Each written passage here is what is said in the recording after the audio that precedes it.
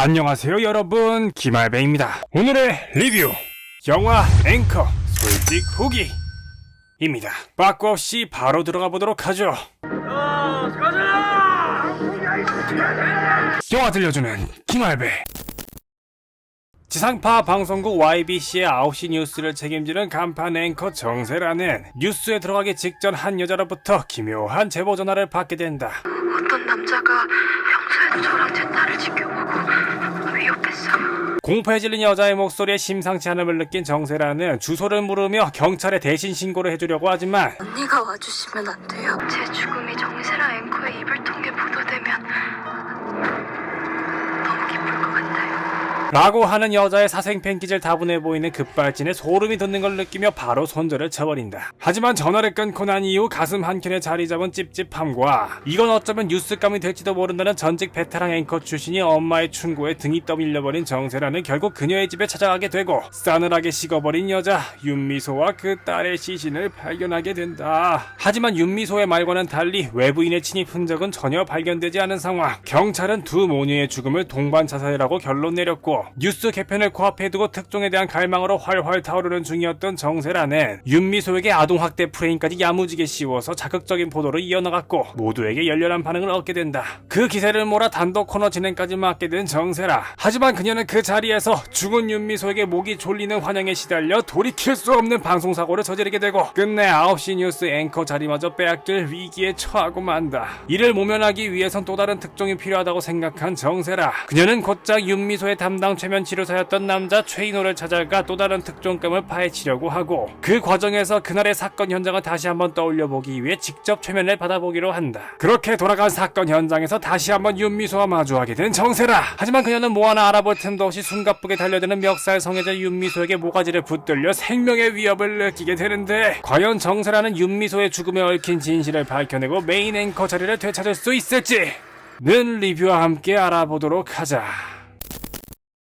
영화 앵커의 가장 큰 장점은 출산으로 인한 여성들의 경력 단절이라는 뿌리 깊은 사회 문제를 다양한 관점에서 보여주고 있다는 것이다. 한때는 정세라같이 멋진 앵커가 되는 것이 꿈이었지만 사회로부터 방치된 미혼모의 빈곤한 삶을 견디지 못해 꿈을 등지고 극단적인 선택을 할 수밖에 없었던 윤미소. 지금 당장은 지상파 방송국의 간판 앵커 자리를 맡아서 승승장구하고 있지만 빈틈을 보이는 순간 바로 밑에 후배들에게 밀려나게 될 것이란 걸 잘 알고 있기에 임신을 했음에도 남편에게마저 그 사실을 숨기고 있는 정세라. 과거엔 누구보다 빛나는 간판 앵커였지만 정세라를 낳고 미혼모라는 꼬리표가 붙자마자 방송계에서 쫓겨나 버린 후 이를 보상받고 싶어하듯 딸의 커리어에 집착하는 엄마가 돼버린 이소정까지. 영화는 각자 다른 연령대를 통과하고 있으면서도 같은 시련 앞에서 좌절하는 여성들의 삶을 함께 조명함으로써 출산에 의한 경력 단절이라는 것이 어느 한 계층이 아닌 모든 여성들의 공통적인 문제임을 시사하고 있다. 이런 진중한 메시지를 다루면서도 초반부까지는 제법 괜찮은 미스터리 스릴러의 분위기를 조성해냈다는 점도 인상적이고 전우이의 개성적인 비주얼이 과연 앵커라는 직업상에 잘 어울리는가에 대한 의문만 제외하고 본다면 배우들의 연기압도 대체로 나쁘지 않은 편이었다고 생각한다. 그럼에도 불구하고 이 영화를 선뜻 추천하기에 망설여지는 이유가 있는데 그게 뭐냐면은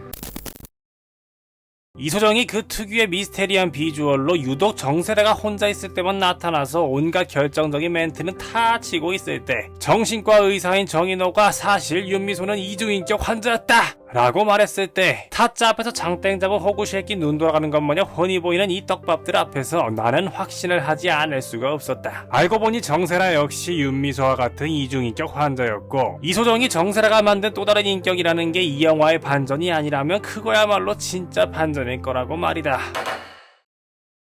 반전이라는 것은 사실상 그 안에 담긴 내용보다는 그 내용을 끝까지 들키지 않기 위한 수싸움이 훨씬 중요한 요소인데 이 영화는 바로 그 지점에서 처참하게 실패하고 말았다.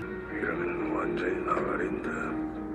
뿌려놓은 떡밥의 내용이 과하게 노골적이었고 그것을 드러내는 타이밍 역시 지나치게 빨랐기 때문이다. 물론 그 뒤로도 몇 가지 자질구레한 드라마가 펼쳐지긴 한다. 이소정은 방송국에서 쫓겨난 이후 극심한 우울증에 시달리던 못해 유년 시절에 정세라를 목 졸라 죽일 뻔한 적이 있었다. 정세라는 이 사실을 애써 모른 척하고 있었는데 자신이 임신을 했다는 사실에 냅다 폭언을 갈겨버리는 엄마의 모습에 서러움을 느껴 분노에 찬 팩폭을 날리고 만다. 이에 크게 상처를 받은 이소정은 그날 밤 지하 창고에서 목을 매달아 버렸고, 이후 혼자서 그 모습을 발견하게 된 정세라는 그 충격에 의해 트라우마로 인해 엄마라는 또 다른 인격을 만들어내어 그녀에게 지배당하는 상태가 되고 말았던 것이다. 즉 지금까지 정세라의 목을 비틀어 제끼려고 덤벼들던 서브미션 챔피언의 정체는 윤미소가 아닌 정세라의 또 다른 자 이소정이었다는 것. 이 모든 설명을 과거 회상 하나로 때려버리는 설명충 같은 화술도 마음에 들지는 않지만 여기엔 그보다도 훨씬 더 치명적인 문제가 있다. 정세라와 이소정의 과거사가 부각되며 결말로 치닫는 과정에서 함께 메시지의 중심에 있던 윤미소의 서사는 방구석에 처박혀 있으나 없으나 아무도 관심 없는 날백수 삼촌 마냥 관심 받기 돼버리고 말았다는 것. 그렇다고 정세라와 이소정의 과거사에서 강렬하게 와닿는 그 무언가가 있었느냐고 한다면 나는 그것도 잘 모르겠다. 이 영화의 서사는 결국 출산에 의해 경단녀가 되었거나 그럴 위기에 처해서 망가져가는 여성들의 삶을 전시하는데 그칠 뿐 그 이상을 보여주진 못했기 때문이다. 그러면서도 마지막 장면에선 자기 머릿속에 엄마와 맞서 싸워 트라우마를 극복하고 아이를 무사히 출산하여 엄마가 된 정세라를 보여주는 등 난데없이 감성적인 마무리를 맺고 있는데, 이처럼 과정과 결과가 서로 매끄럽게 연결되지 못하니 주제의식마저도 함께 모호해지는 결과를 낳고 말았다. 미스터리 반전 스릴러로 갈 건지 사회 심리 드라마로 갈 건지 노선을 확실하게 잡는 게 더 좋지 않았을까 싶은 이 영화에 대한 결론.